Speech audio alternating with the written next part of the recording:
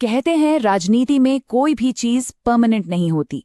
जो किले दशकों तक मजबूत लगते हैं वो भी एक झटके में ढह सकते हैं। पर ऐसा होता क्यों है? आज हम अरुणाचल प्रदेश के कनुबाड़ी में हुए एक ऐसे ही राजनीतिक भूचाल की परतें खोलेंगे। ये सिर्फ एक चुनाव हारने की कहानी नहीं है, ये एक पूरे गढ़ के ढह जाने का विश्लेषण है। तो चलिए चलते हैं अरुणाचल प्रदेश के कनुबाड़ी। ये एक बहुत ही खास आदिवासी निर्वाचन क्षेत्र है जिसकी अपनी एक अलग संस्कृति और अपनी पहचान है। वांशो और तांगसा जैसी प्रमुख जनजातियों की ये जमीन है और यहीं पर हाल ही में सियासी जमीन बुरी तरह से खिसक गई है। 94.99%, मतलब लगभग 95%। 2024 के चुनावों में कनुबाड़ी में इतना जबरदस्त मतदान हुआ। तो ये कहानी वोटरों की बेरुखी की तो बिल्कुल नहीं है। ये एक ऐसे समाज की कहानी है जो अपने भविष्य को लेकर, अपनी राजनीति को लेकर बहुत ज्यादा जागरूक और सक्रिय है। लोग वोट देने के लिए भारी संख्या में निकले और इस जबरदस्त वोटिंग के बीच इंडियन नेशनल कांग्रेस को वोट मिले सिर्फ 201। हाँ, आपने सही सुना, सिर्फ 201। दशकों तक जो पार्टी इस इलाके की एक बड़ी ताकत रही, उसका ये हाल। ये सिर्फ एक हार नहीं है, ये एक राजनीतिक भूकंप का एपिसेंटर है। तो सवाल ये उठता है, आखिर एक इतना बड़ा राजनीतिक किला धूल में कैसे मिल जाता है? वो कौन सी वजहें होती हैं कि मजबूत दीवारें रेत की तरह ढह जाती हैं? आइए अगले कुछ मिनटों में हम इसी सवाल का जवाब ढूंढेंगे, फैक्ट्स और डेटा के साथ। तो चलिए इस पूरे पतन की एनाटॉमी को समझते हैं।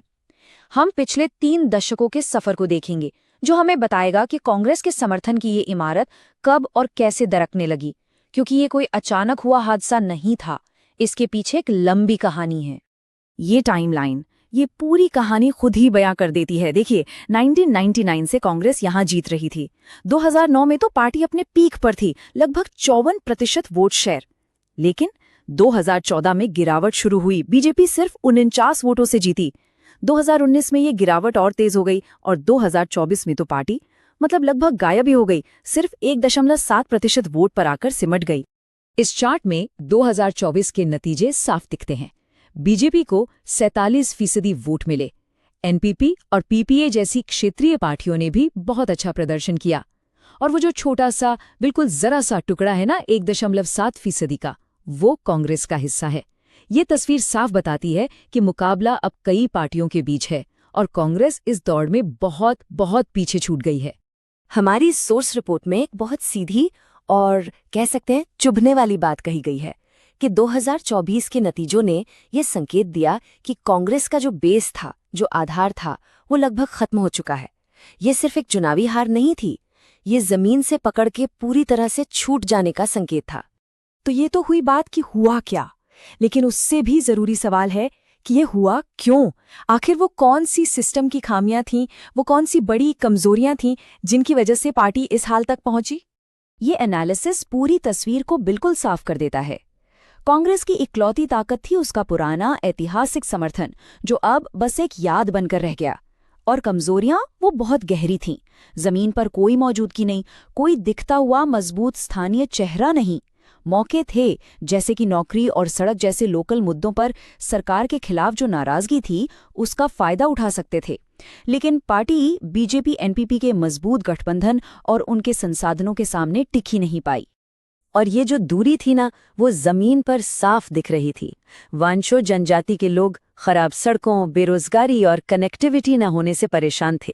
गांव के इलाकों में भ्रष्टाचार और महंगाई बड़े मुद्दे थे। जब कोई पार्टी इन असली जमीनी समस्याओं को समझ नहीं पाती या उन पर कोई काम नहीं करती, तो फिर वोटर उससे दूर हो ही जाता है। तो क्या यहाँ से वापसी मुमकिन है? बिल्कुल है, लेकिन इसके लिए एक बहुत ही ठोस, एक बहुत ही सोची समझी योजना की जरूरत होगी। अब हम एनालिसिस से आगे बढ़कर समाधान की बात करेंगे, एक ऐसी व्यापक 4 हिस्सों वाली रणनीति पर जो पार्टी को दोबारा खड़ा कर सकती है। इस रिवाइवल के लिए एक फ्रेमवर्क तैयार किया गया है जिसे हम कहते हैं चतुर्मुख सिद्धांत।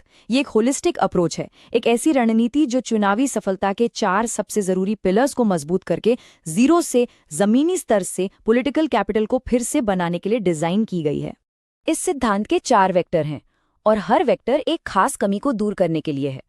पहला, इलेक्टोरल, यानी एक करिश्माई आदिवासी उम्मीदवार को आगे लाना और एंटी इनकम्बेंसी वोट को एक साथ लाने के लिए छोटे छोटे गठबंधन बनाना। दूसरा, ऑर्गेनाइजेशनल, मतलब बूथ लेवल की टीमों को फिर से बनाना, यूथ विंग में नई जान फूंकना। तीसरा, नैरेटिव, भरोसे और विकास की एक नई कहानी गढ़ना जो आदिवासी गौरव और उन अधूरे वादों पर फोकस करे जो लोगों को याद हैं। और चौथा, रिसोर्स, विरोधियों का मुकाबला करने के लिए फंड्स और डिजिटल माइक्रोपॉड्स जैसी स्मार्ट चीजों का इस्तेमाल करना। और जब हम एक नई कहानी या नैरेटिव बनाने की बात करते हैं तो एक बात समझनी बहुत जरूरी है। हमारे संवैधानिक ढांचे में पॉलिटिकल स्पीच यानी राजनीतिक संवाद की जड़ें गरिमा और जिम्मेदारी में होनी चाहिए। ये सिर्फ एक नियम नहीं है, ये एक नेता और जनता के बीच भरोसे की बुनियाद है। अब देखिए, कोई भी रणनीति तब तक कामयाब नहीं होती जब तक उसे चलाने वाला उसका चेहरा सही ना हो। इस पूरी वापसी की स्ट्रैटेजी का सबसे अहम हिस्सा है सही उम्मीदवार, सही लीडर का चुनाव। एक ऐसा चेहरा जो इस नई शुरुआत का प्रतीक बन सके। यहाँ दो तरह के लीडर्स की तुलना की गई है। एक तरफ है जमीनी आदिवासी नेता, जिसके गांव-गांव में गहरे रिश्ते हैं, जिसे लोग अपना मानते हैं और जिसमें एक नयापन, एक बदलाव की उम्मीद दिखती है। दूसरी तरफ है करियर पॉलिटिशियन, जो एस्टैब्लिशमेंट का हिस्सा माना जाता है और जिसके साथ पुरानी राजनीति का बोझ जुड़ा होता है। कनुबाड़ी का भरोसा दोबारा जीतने के लिए पहला विकल्प ही सही रास्ता है। तो जो अगला नेता हो उसमें ये 5 गुण होने ही चाहिए। एक असली आदिवासी पहचान, एक नया चेहरा जो पुराने सिस्टम का हिस्सा न हो, गांव देहात से गहरा जुड़ाव, लोकल मुद्दों को मजबूती से उठाने की काबिलियत और सबसे ज्यादा जरूरी, एक बिल्कुल साफ सुथरी छवि जिस पर करप्शन का कोई दाग ना हो। इसके बिना वापसी का रास्ता बहुत मुश्किल है। ठीक है, तो स्ट्रैटेजी बन गई, लीडर कैसा हो ये भी तय हो गया, पर अब इसे जमीन पर उतारें कैसे? इसके लिए एक साफ सुथरा एक्शन प्लान चाहिए। तो अब हम एक प्रैक्टिकल 90 दिन की योजना पर नजर डालेंगे जो इस रणनीति को हकीकत में बदलने का रास्ता दिखाती है। इस 90 दिन के प्लान के 3 सीधे सीधे चरण हैं। पहले 30 दिनों में उम्मीदवार को फाइनल करें, जमीनी टीमों को एक्टिवेट करें और गठबंधन पर बातचीत शुरू करें। अगले 30 दिनों में मुद्दों पर आधारित कैंपेन लॉन्च करें, मीडिया में अपनी बात रखें और डिजिटल टीमों को काम पर लगाएं। और आखिरी 30 दिनों में घर घर जाकर जोरदार प्रचार करें, डिजिटल कैंपेन को और तेज करें और वोटिंग के दिन हर वोटर को बूथ तक पहुंचाने पर फोकस करें। और जब हम डिजिटल कैंपेन की बात कर रहे हैं तो एक और सिद्धांत का पालन करना बहुत जरूरी है। वोटर्स के साथ ऑनलाइन जुड़ने के लिए उनकी प्राइवेसी का गहरा सम्मान जरूरी है। भारत के कानूनी ढांचे के तहत सहमति सबसे ऊपर है। असरदार जनसंपर्क इजाजत और भरोसे पर बनता है, दखलंदाजी पर नहीं। तो आखिरी सवाल सिर्फ ये नहीं है कि क्या कांग्रेस वापसी कर सकती है। असली सवाल ये है, क्या कोई भी राजनीतिक दल डेटा, गरिमा और गहरे जमीनी जुड़ाव के बिना आज के दौर में टिक सकता है? कनुबाड़ी का पतन सिर्फ एक पार्टी के लिए चेतावनी नहीं है, ये आज की राजनीति के लिए एक बड़ा सबक है।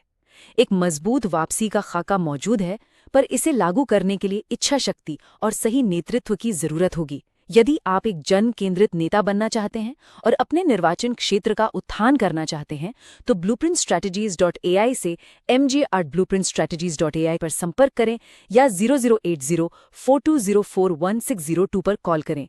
राजनीति से परे उद्देश्य।